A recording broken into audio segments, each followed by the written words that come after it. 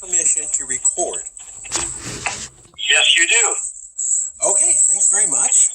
So what I normally do is I ask people to introduce who they are, their name, and what they're about, just so that the introduction to them is how they want to be seen. So could you tell us who you are, sir, why we're talking, what you're about? Mm-hmm. All right, my name is Jim Hogue, and I have been asked to comment on the concept of secession, I believe. And I was a high school teacher for 14 years and an actor, and eventually I ended up doing acting and farming and writing, and I joined the secession movement in Vermont and took on the character of Ethan Allen, who is the most important founding father of Vermont. And I toured that, and I performed that in California and in Boston, various places around the country. And here I am trying to settle down and not put so much on my plate, but every time I turn around, I've got something else. What's that like? Sorry. Well, I'm 71, and what it's like is I'm beginning to worry that I'm never going to find that time when I can do a little bit more relaxing instead of worrying about the next deadline and the next job that I told somebody I would do and this and that. And I keep getting asked to do things, and I don't know how to say no, because they're usually interesting and of a patriotic and humanitarian nature. So I keep at it. And I consider secession to be the end result of a lot of thought and the answer to a lot of the questions that I think you and I might be talking about tonight. Yeah, I want to get into that. I do want to point out to anybody out there that you have been to San Rafael to give your speech, and people were able to see a very good impersonation of Ethan Allen in full regalia. I mean, you have the entire kid accent, and then you're talking about a relevant topic. If you ever get a chance to see Jim Hogue, it's a good show, especially for kids.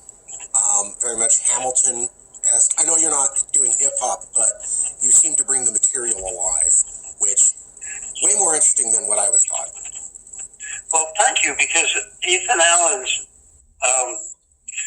language is 18th century language, and he's pretty much self-taught, and yet it's rhythmic, it's rich, it's fun, and I think you'll find if you find that performance, I forget how you find it. If you could just Google my name, Jim Hogue. Oh, I know what it's called. Ethan Allen Speaks to the People. So if you Google Jim Hogue or just Ethan Allen Speaks to the People, I think it'll come up. There are an awful lot of people connected one way or another to Ethan Allen. So if you just put in Ethan Allen, you'll get like 100 different things.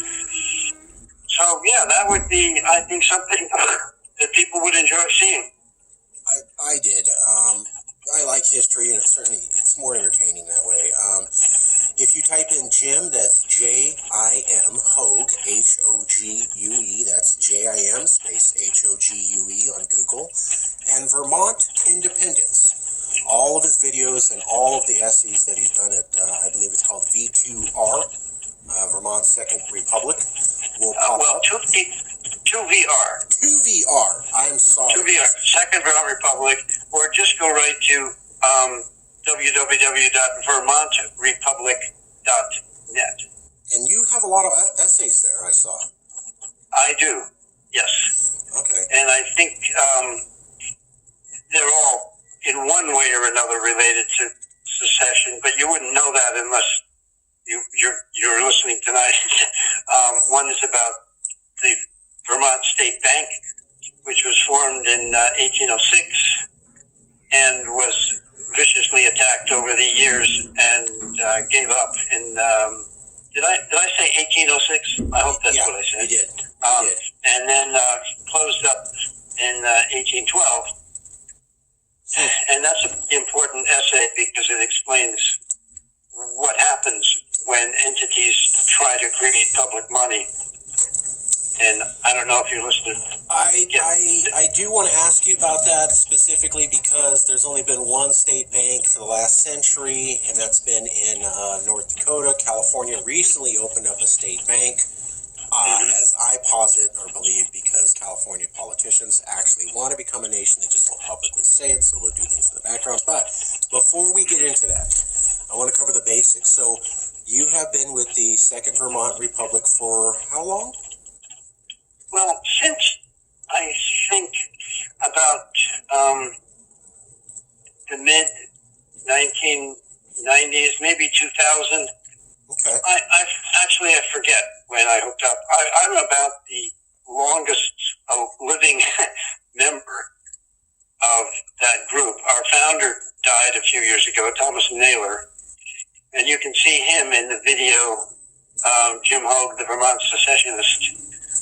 That Dutch company made a little movie about me, and he's in that one. So yeah, since about 2000, I think. And I've seen you on many videos. You're all over their website, so you are at least a recognized thought director or pusher in that movement. Is that fair to say? Yeah, I mean, I don't beat my head against the wall, but you know, I'm there. Okay. If anybody wants to, if anyone's interested, I'll talk about it. Yeah, that's Jim Hogue with Vermont Independence. You can just Google that term and see his videos and his acting come up. So Jim, if I could ask you, imagine you just met me. I don't know anything about this, and you got just a few minutes to leave me with an idea that this is reasonable. Why does Vermont need to be independent? What's that all about? What are they thinking? Well, every person who's been attached to it probably has his own reason, but my reason is primarily I'm an anti-imperialist, and I'm a believer in the Schumacher Society, which is small is beautiful, and that when you shrink something to an appropriate size, or get it to an appropriate size, then the different ways of communicating amongst ourselves are more viable, and people listen to you and pay attention because we all know who each other are, who each other we know what we do for a living, we know what we're thinking, we know what we're up to, and I think you can get more done at an appropriate size. And businesses, the same thing happens to businesses. They get too big, and they begin to have certain kinds of other problems. So, essentially, it's because I'm an anti-imperialist, and I believe that small is beautiful. And what are the main reasons other members say? I know you're not speaking for them, but is that what most people you've heard say, or have you heard some other top reasons that people give that are in supporting Vermont independence? Well, all the people that I'm connected with now are anti-imperialists, yes, for sure. Okay. Some of them, like me, my number one priority is monetary independence. Like there have been different countries in the world and different states even that have come up with monetary independence. And what monetary independence means, well, I'm not answering your question. I'll get back to that because it's important. But what do other people in the movement think?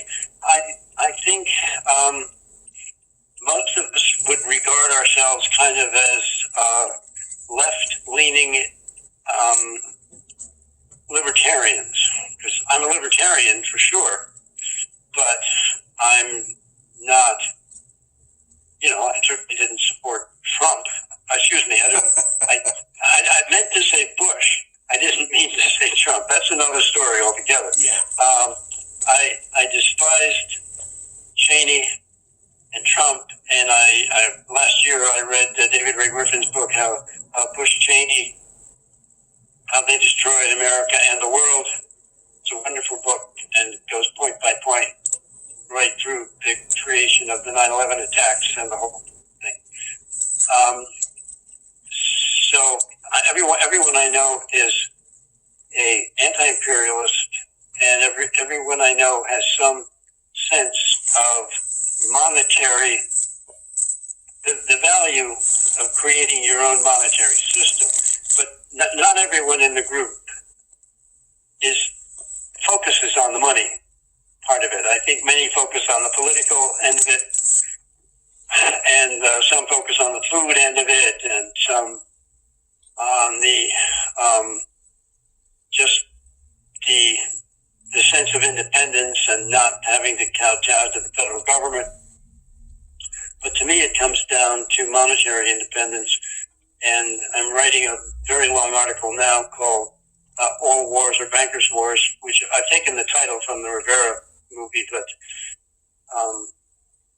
that's kind of what it's about. And that explains that the person who creates the money, be it a king or a bank, that person is the sovereign. And everybody else has to kowtow to the sovereign. And in the U.S., I'm sort of switching topics here, but this is the essence of my philosophy behind the whole thing, is that what used to be the United States used to be. There is no longer an entity that is a political entity known as the United States. I consider that to be a romantic, nostalgic notion, because if you look at the facts, if you look at the assassination of JFK, RFK, and Martin Luther King, that were never properly investigated, and nobody was, none of the perpetrators of those events were held responsible. If you look at 9/11, which, if you still think some guy in a cave was able to circumvent the American military and pull off 9/11, you're probably not listening to this broadcast. So there are other incidents. Well, I think the most telling, for those of you who, after what I've just said, if you don't get it yet, what happened in 2008, the bankers actually got caught. There was an investigation and prosecutions on the way. And what happened? Obama and Holder forbade those investigations, cut them off. And I've spoken to prosecutors who said that's exactly what happened. They were in the middle of prosecuting people like James Diamond, and the whole thing got shut down because Obama and Holder said so. Now, the point being, if you're the sovereign, are you going to call off an investigation because a banker tells you to? Think about that. A banker, an investment firm, told the President of the United States and the Attorney General of the United States to back off, and they did. So who's the sovereign?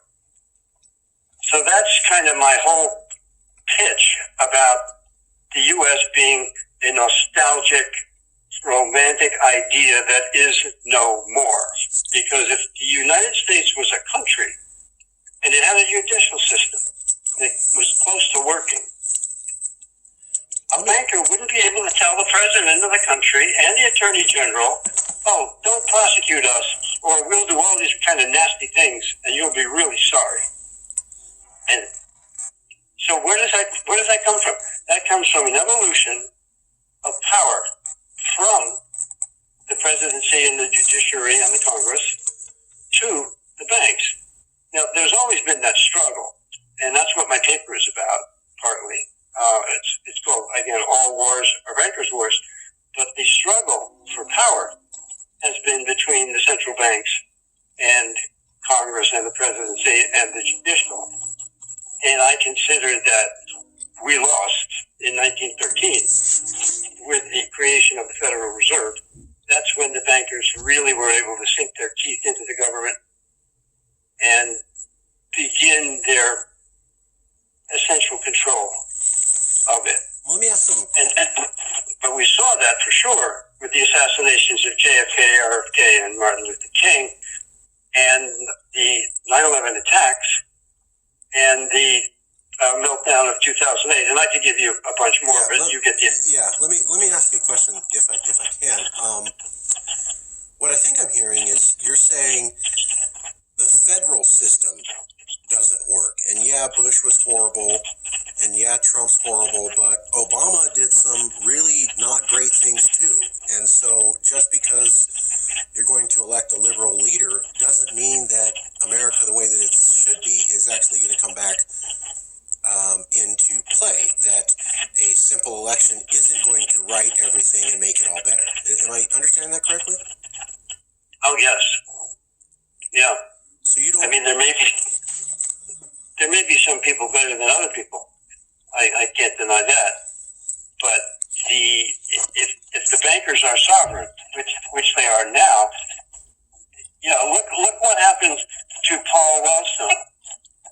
I'm sorry, you're breaking up. I can't hear you. Or were you just? No, I'm here. I'm not doing anything. Okay, because there was a strange echo, weird stuff coming through the phone. Look what happened to Paul Wellstone. Beyond, we're talking, beyond JFK, RFK, and Martin Luther King, we got Paul Wellstone and Carnahan, and is that right? And then you've got essentially Dennis Kucinich, who was on the right path, and he got run out of office. I think he was gerrymandered out of office, and his brother, I think, was killed. And then there's Cynthia McKinney, who started to ask questions about 9/11 and the election fraud, and the Democrats ran her out of her seat in Georgia. So if you have anything close to the kind of power that they fear, and you're out there telling the truth, look out. I would point at the moment to the impeachment hoax against Trump. I'm not, in favor of him, but God, I think he's 100 times better than Hillary Clinton would have been. And I think this whole impeachment thing is motivated from the deep state, who are using the Democratic Party as their way of making sure that the Trump presidency is crippled at best, because they don't want him going after Biden and Biden's son. They don't want him ending wars. God, that's their worst nightmare, is stopping the military-industrial complex from moving forward. And you feel that So I'm not sure what question I'm answering, but go ahead. And you feel that the federal government under Obama, and if it was under Hillary Clinton, would still be one beheld to financial interests and pursuing adventuresome abroad with the military. Is that right, sir? Almost. Obama was certainly elected via Wall Street. That was clear in the campaign, because that's public. The amount of money given to him by Wall Street is public, publicly known, and they informed him what his cabinet was going to be, and lo and behold, that was what his cabinet was. You had, these people weren't members of the Schumacher Society who became Obama's cabinet. They were centrists. They were big government, big ag, big whatever. And so that's how Obama got in, regardless of what he said. Then after he got in, there's been no president who comes close to the attacking whistleblowers like Obama. Now, where did he get that from?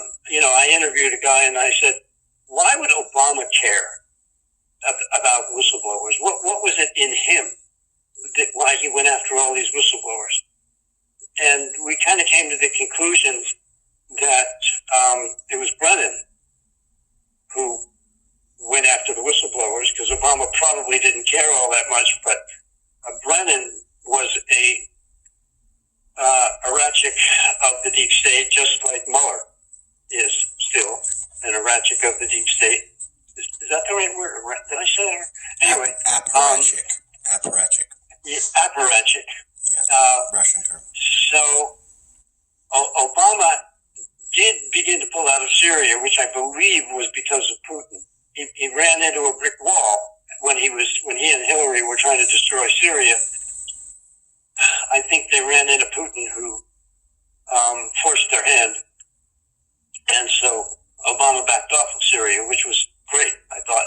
But then when Trump wants to back off of Syria, it's, oh my God, what's the matter with that God? How can we leave Syria alone? They're all going to be slaughtered. What an awful thing.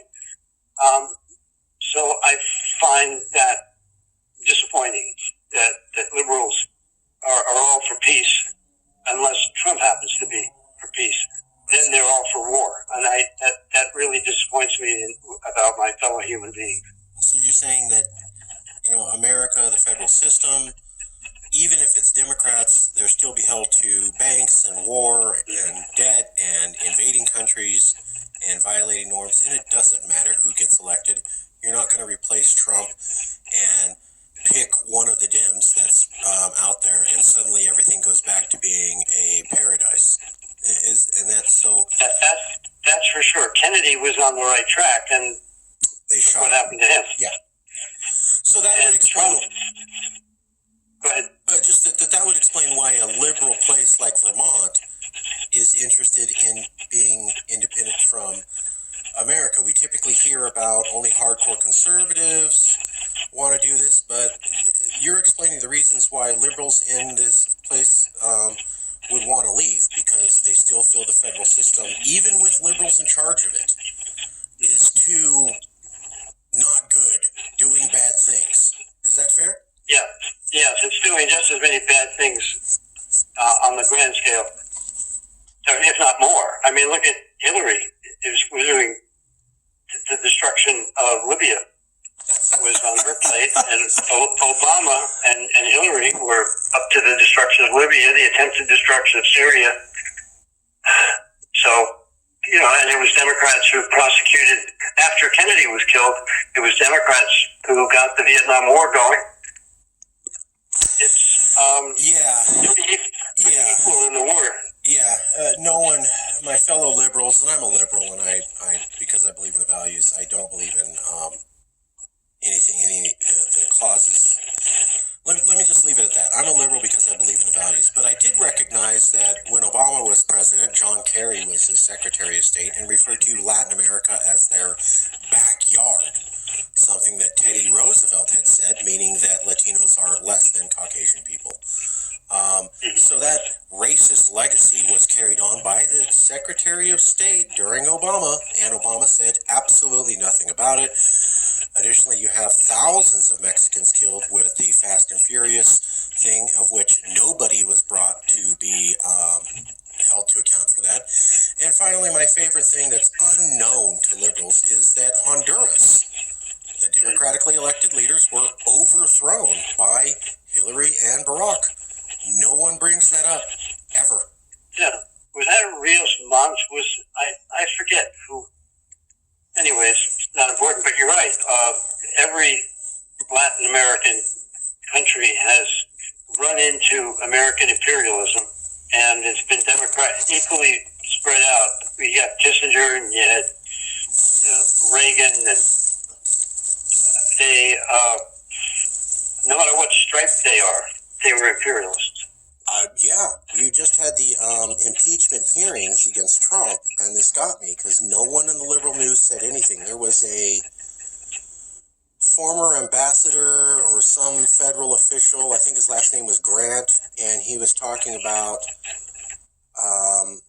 one of the whistleblowers, or one of the people in the trial is a Ukrainian immigrant, and he was saying how disgusting it is for Republicans to criticize this man because he's an immigrant, and America has a long history of immigrants jumping in on foreign policy. And he named Brzezinski and Kissinger as great examples of great Americans who had done awesomeness, and no one in the liberal news said anything. And I go, Must not be any Latinos writing those newspapers, because we know very well about Kissinger and, Brzezinski. These are not good guys. These are not good guys. They were heralded in this conference this week, and no one in the liberal press said anything at all about it. Yeah. And that lets me know where America's at, Yeah. I don't see, well, whatever, you're saying liberal press is, I can't even say it. It sticks in my craw. But you've got Schiff, who is supposedly, pulling in the truth, and he's become the hero. He's the hero of the liberals when he's a backstabbing son of a bitch, and he pulls in this guy Sierra Mella, that's his name, right? The fake whistleblower that is quietly disappearing into the distance because he's been caught. He's been outed, and the liberal media won't, whatever they are, they won't tell you that. It's the alternative media that's exposing who Sierra Mella is. And they're going after Schiff, and it's only the alternative media that's going after Mueller, Brennan, Comey. That crowd of traitors. Well, if they want to do that, that's fine. I have to say, because this is for CALEXIT, that Adam Schiff is very popular here in California. I'm not going to debate the issue. I'm just putting that out there because ultimately this will go out to Californians. Although we don't edit anything. So let me. That's interesting. Oh, I'm sorry. Go ahead. I had no idea that Schiff was popular in California because I don't know what he represents for Californians. But if they think that he's going to get rid of Trump by pulling in fake whistleblowers and bringing this hoax further and further to its laughable conclusion, he must be doing something else that they like. I'm not taking a stance. I'm simply going to say what it is. Trump is bad. Everything he does is wrong. Anything anyone does that's against him is good. That's how Californians think. So I've run into Vermont liberals who think that too. So yep, you can go against the Constitution and every honorable thing you ever thought of when you were a Boy Scout or a Girl Scout, and it's okay to drop that, throw it in the trash bin as long as you can get rid of Trump. And I don't know how people's brains work. I'm happy to say my brain doesn't work that way. I'm not gonna. That's not what we're here for. I'm just saying how people view it. I'm not taking a stance or commenting at all. I'm just reporting. So let me steer the conversation a little bit. Mm-hmm. What is the Vermont plan to become independent, or what ideas have you all espoused? Oh, okay. Well, there has been a wonderful list of priorities that many years ago were put down on paper, and they all related to humanitarian and human scale aspects of life, whether it was health care or peace or management of the land and the water and the soil. It all had to do with saving the planet as much as possible, and it was peaceful. So I wish I had thought of it. I would look through my files and pull that out and then read them to you. There are things that nobody could disagree with who wasn't an avid warmonger. And so I was very proud that they came up with this thing. I think we should put it front and center more often. Right. Was there a legal path that Vermont was looking at, a way that they said, okay, we're going to do this, and that's how we get to be a nation? Yes, there was. Thomas Naylor had one, and I had a different one. Thomas Naylor thought that eventually we could get enough people in the legislature who would at least think along those lines. I don't think there's a person in the Vermont legislature who wouldn't just shoot himself or herself before secession became close to a reality, because we put out this list of things where we said, let's say the federal government did this and this and this and this, and they were these god-awful fascistic, Nazi stuff, just for the sake of argument. And they wouldn't touch it. They would, they just will not even let themselves conceive of secession, even though this is a country formed by secession from England. Right. And then Canada, our next door neighbors, Canada was at 49.9% Quebec for separatism from Canada. But no, not here, not the legislature. They wouldn't even think of it. So I don't know what to tell you about that, but Thomas Naylor's idea was to get enough people in the legislature so that it could become a discussion. And after it became a discussion, and after the federal government started doing these god-awful things, most of which it's already done, there would be a vote for secession. And if it was a 2/3 majority, I believe that then that would secure, that would provoke further legislative and legal action to inform the federal government that we were, first of all, considering secession. We were putting it up to a vote statewide, and if that were over 50%, then Vermont would begin the procedure of secession. So what I said to Thomas Naylor, that's the political legal aspect that he wanted to go. Okay. What I said to him was, if we do that, but we're still in the Federal Reserve debt money system, we haven't done enough. I think we should first do the easy thing, which is to get the legislature to get out of to get away from the Federal Reserve system. Kind of like what North Dakota did, only they're still tied to the Federal Reserve system. But at least get a state bank, so that the money can circulate, even though you're still in that debt money system. At least that debt money is circulating within the state of Vermont, and you're not going with your hands out begging for money on the bond market. But he didn't get that. He and some other people, that were very important to the movement, didn't really want to go there. But so anyway, I'm answering your question, and I think there are two different aspects to it. There's the original aspect that Thomas Naylor had, and I think what I'm advocating is much more accepted now among the people left fairly active in the movement. I think they agree 100% that who creates the money is the sovereign. And so let's become the sovereign first, and then secession might come down the road. Okay. I mean, watch what happens. I mean, look what happened to all those Middle Eastern countries because they were still independent monetarily.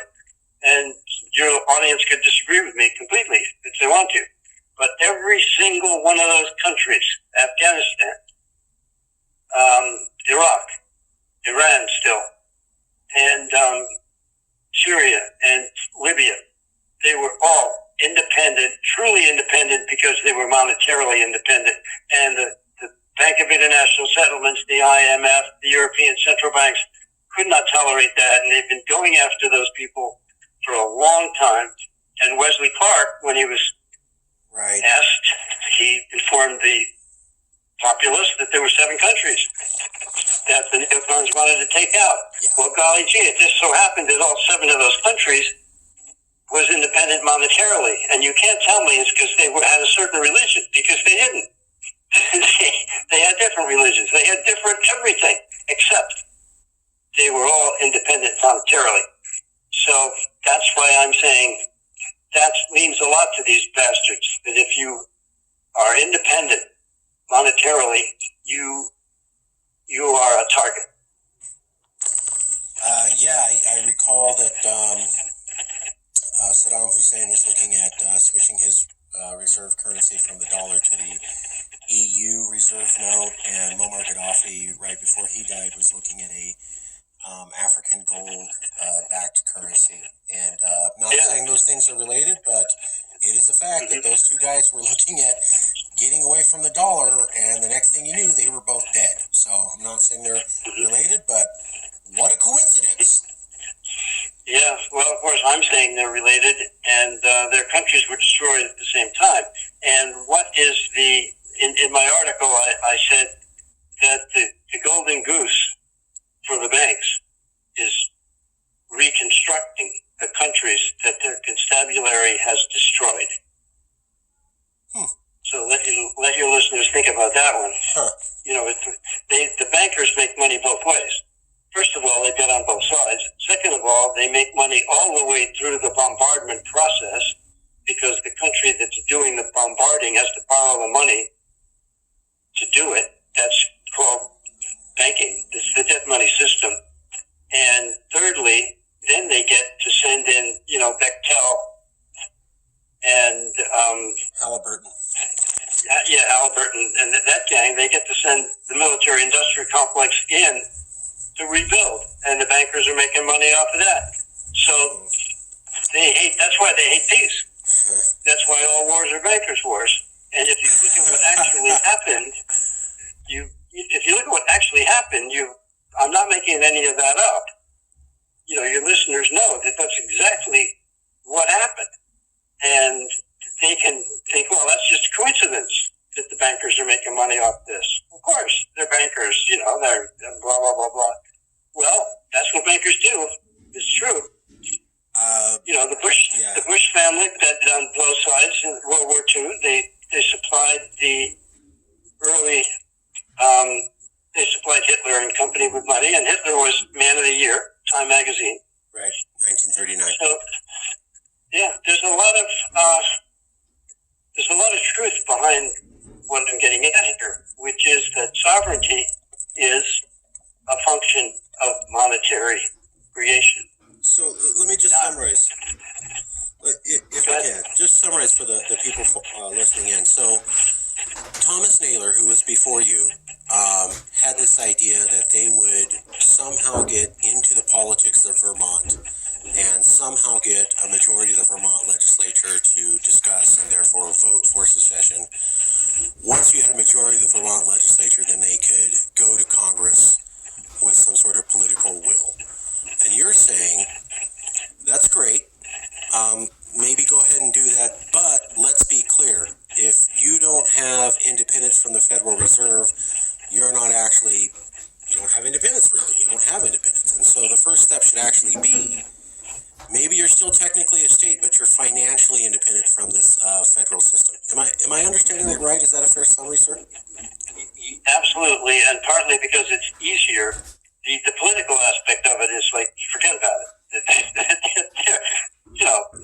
They're so far away from that it's just a pipe dream. Whereas financial independence is a little sneakier. You can actually, do that from the ground up.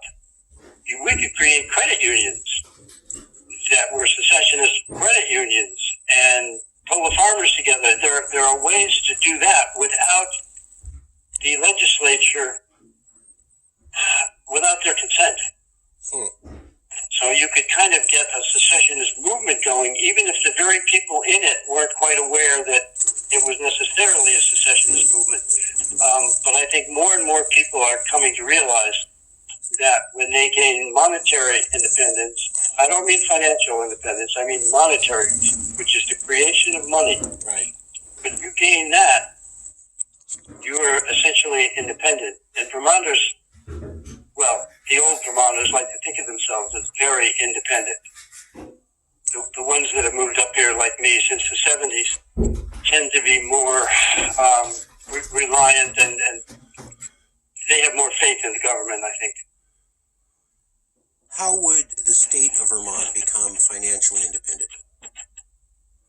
Oh, we have clean water, which is a very important resource. We have productive forests. We have technology. We have a lot of invention that if it were allowed to come to the fore, I think would make a lot of money for the state of Vermont.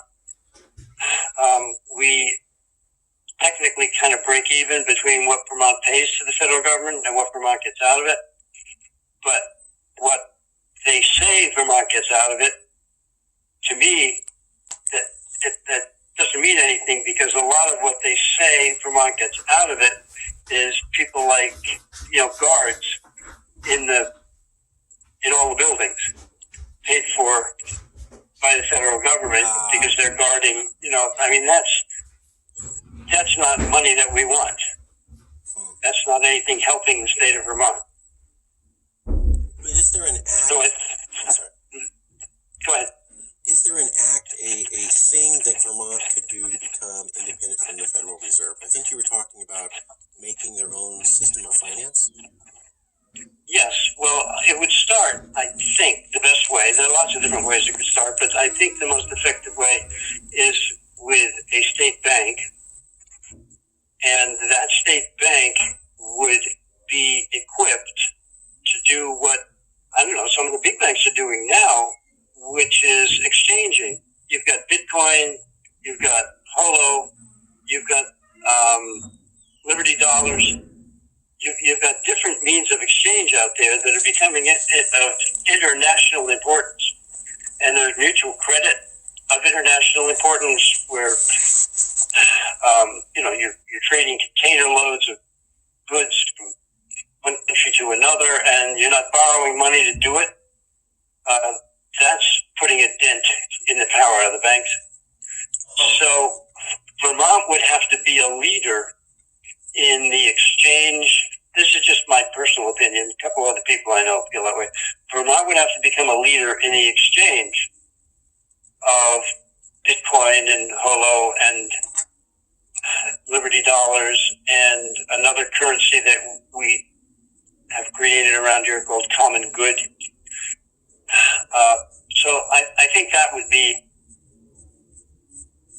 something that would enrich the state of Vermont, along with the other products and services that Vermont is able to provide. But I'm not thinking of this, by the way, as a way of making Vermont rich.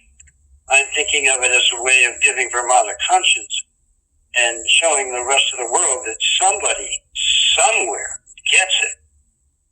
And that's one of the most depressing things about being alive, is that there are such tiny little entities that get it. I would say architects and engineers for 9/11 truth get it. There are individuals I know who get it. But this imperialism that the United States and the European bankers and the banking cartel practice it's conquistador stuff. You might as well be a Spaniard back in 1600 slaughtering Aztecs or something. It's that bad. And you look what's happening in Gaza. That's okay, right? That's okay. It's okay with Trump. It's okay with the Democrats. It's okay with just about everybody. It's okay to slaughter Palestinians in Gaza, because who gives a shit about Palestinians in Gaza? And that's the world we're living in. The same thing in Yemen. Who cares? Who cares about these poor people in Yemen? When do they get mad at Trump? Yeah. When do the Democrats really get their backs up against Trump? When he goes for peace. Peace in Syria. Oh my God, what a horrible man. And if he were to say something bad about Israel, Jesus, that would be the end. But he's in bed with Netanyahu and everybody's happy with it. Yes. It was, a lot of wars. Nobody's ever talked about Yemen. The administration, the federal government's been helping out Saudi Arabia bomb hospitals and stuff for years, way before Trump came on. And no one talks about that. You're right. Hillary Clinton can talk about how John Negroponte is a great man. And yeah, you know who that is. As a Latino who's educated on America's policies, I know who that is. But no liberal criticized her for saying that. No one said anything. They were like, "Oh yeah, that's fine." And I'm like, "Okay, so Hillary, you're okay with a guy who instructed American military to shoot pregnant women in the stomach to save bullets? You're cool with that? Yeah. That's a good guy." No conversation in the liberal press about this at all. So I do find it Janus-faced par excellence. Yep. Yeah, and to call them hypocritical is so pointless, because you might as well just say blah, because it doesn't mean anything to them. You know, of course we're hypocritical. It's a given. But it's so sick. What they do, what Hillary Clinton has done is just plain sick. At least Obama's a gentleman, you know. You don't think of it that way with him. It's not, you know. I think of what he has done as sick because of what he's done to whistleblower. But at least he did start the move to get us out of Syria. I believe. I mean, I could be wrong on that. I had a radio program and I interviewed people from Syria, and I've interviewed ambassadors. My cousin was the ambassador to the UN. Really? And he from Australia, but anyway, and he was also the ambassador to the Philippines. So I do believe that Obama started the backing off from Syria against the advice of a lot of these bastards who just were drooling over the war. And you know, I've traced, to the best of my knowledge, and boy, was it complicated, and I can't even remember what I learned, but Syria was an extremely complicated situation with people pulling from all sides: Turkey, Israel, the bankers, different sides within Syria. Syria is a mess.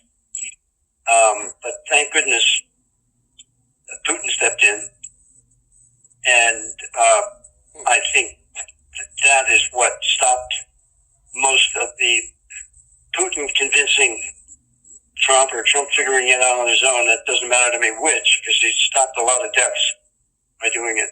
While the liberals are screaming, "Oh, think of all the people who are going to die because you want to pull out the American troops."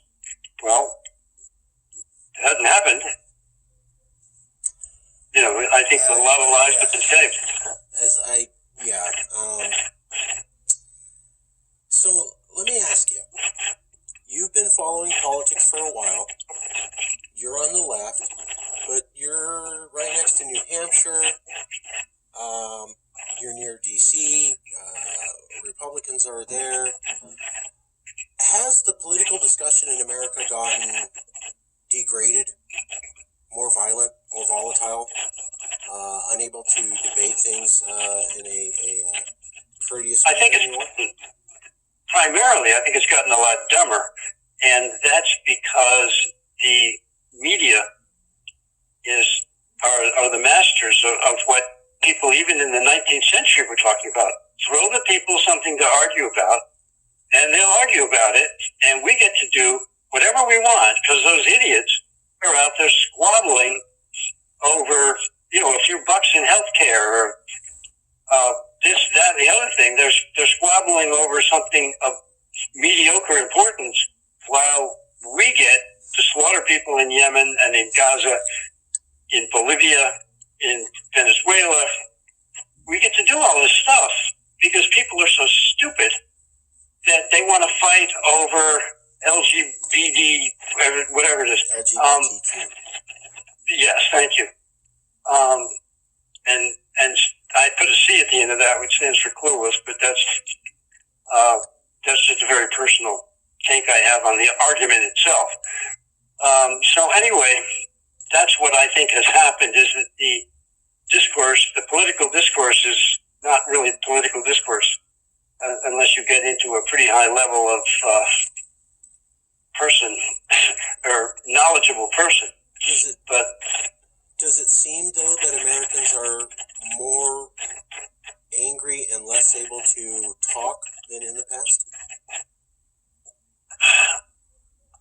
Oh, no. I remember I got into politics during the Vietnam War, and there were adults who actually said, I'd rather have my son killed in Vietnam than go running around with long hair trying to, as a peacenik. I mean, they would say that. It was like so frightening that I could be on the planet with human beings that felt that way. That was really weird to me because I was, 18 or more like 20. And to hear people say stuff like that, I'd never heard anything like that before. And so I knew how low the political discourse could be then when I was 20. So I suppose there have been times when it's gotten higher and times when it's gotten lower. So I can't really answer your question that it's much worse now because it was pretty bad during the Vietnam War. Okay. Among some people, much higher. It's a much higher level among other people. Well, we're a few minutes out till the end of the program. Is there websites you'd like people to go to find you? Key thoughts you'd like them to take away? Yes, not to find me, but to find the brilliance behind the Vermont secession movement. Go to vermontindependent.net. Okay. And you will see brilliant articles on all kinds of subjects, but all related to freedom, independence, anti-imperialism, sovereignty, ideas, great ideas, agricultural ideas. So that's vermontindependent.net. And I'm writing a screenplay. So that's up there. I mean, not the screenplay, but discussions about it are up there. It's a screwball comedy about secession, if you can imagine that. Hey, that sounds great. So if you run into anybody who's interested in it at all, please put them, give them my number. I'm interested. You got my number. Okay. So yeah, let's talk because I'm looking for people to. Yeah, I'd love to talk more later about that. That wasn't what this show was about, but it is a movie about secession and independence and camaraderie and stuff like that. Okay, real quick, because you got me hooked. 1 minute. Teaser trailer. What is this comedy screwball thing about? Okay, it's about 6 inmates from the Vermont Mental Institution who secede from the institution in agreement that they want Vermont to secede from the Union. So they're such goofballs, and they have so much fun, and they have so much ingenuity about them that they gain a lot of support from the state just because they can't catch them. The constabulary can't catch them. And what gets real important in the movie are discussions about insurance because, oh my God, they're off their meds. What does that mean? It means the hospital's going to close because they don't give them their meds. They can't find them. What are they going to do? And they take a policeman who's trespassed on their property, a state cop, and pull him up on a pulley and humiliate him. They do all kinds of cool stuff. So anyway, that's the movie. Okay. Well, I would like to invite you and anybody else from Vermont to come to our CALEXIT conference December 7th, Saturday. Do you think you'd be available to join on December 7th, sir? Well, we have to talk about that another time. I mean, sure. It doesn't look like it at the moment, but you never know. I'll see what the deal is and what's up. Would you be available? December 8th is also available if that works for you. Well, I'm recently married, and there's that to consider. Okay. And okay. There's a lot of stuff I have to look at before I can take a few days off of that sort, and then there's the expense and whatever else goes with it. So. No. This would be through Zoom. It would be half an hour of your time. There's a program that allows you to remotely participate. Love to. No problem. Okay. Love to. All right. Then December 7th, you heard it here.